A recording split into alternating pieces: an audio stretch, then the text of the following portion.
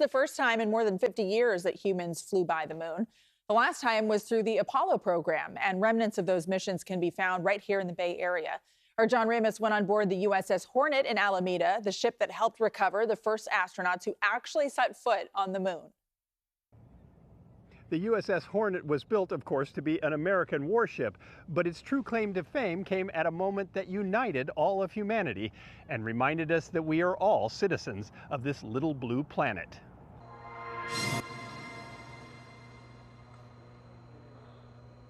Most people are aware of the small steps and giant leap that the crew of Apollo 11 took for mankind. But getting them back safely to mankind became the mission of the USS Hornet. On July 23, 1969, the ship was waiting for splashdown in the middle of the Pacific when suddenly they were told there was a thunderstorm heading their way.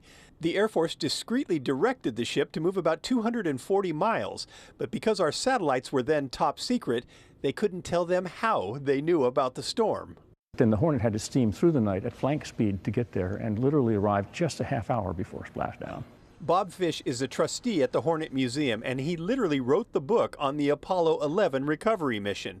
The exhibit he created features genuine artifacts from the Apollo space program, including a full-size test capsule NASA used to train for the recovery effort. This one has a large crack in the rear from when they tested to see what would happen if it accidentally came down on the land instead of the water.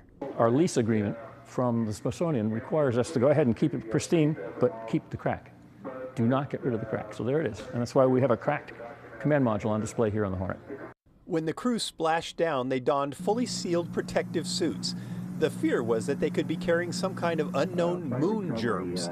And the exhibit has an isolation trailer, this one from Apollo 14, that astronauts transferred into immediately upon return. It was specially made by the Airstream Trailer Company, and the owner was reportedly angry when, at the last minute, some sailors covered the company name with the ship's mission slogan, Hornet Plus 3. The whole world was watching, including Pope Paul VI at the Vatican, when President Richard Nixon welcomed the crew home in a long and somewhat awkward conversation through the sealed window of the trailer. I want you to know that I think I'm the luckiest man in the world. To their credit, the three exhausted astronauts listened with rapt attention. Think about the pressure for Nixon. Like once, this is maybe the most historic event of the last century, and there you are. There's your moment, right? This is his highlight, right? So whatever we think about Nixon, at least he was part of this, right?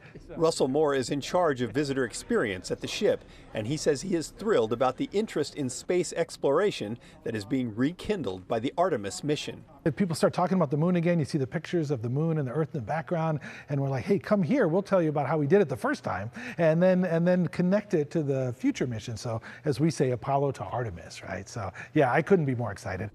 It was that picture, originally taken during Apollo 8, of the Earth rising above the moon, looking so small and fragile, that changed the way many people regarded the planet and our place in the cosmos. But that picture made everybody stop for a second and think, wow, I mean, we're all jammed in on this one little tiny blue planet in this huge universe, this whole solar system stuff, and maybe we ought to work together. Maybe we shouldn't be so, harsh with our friends and our neighbors. It really did create a whole change. The world is again in turmoil, so maybe it's a lesson that has been forgotten over time.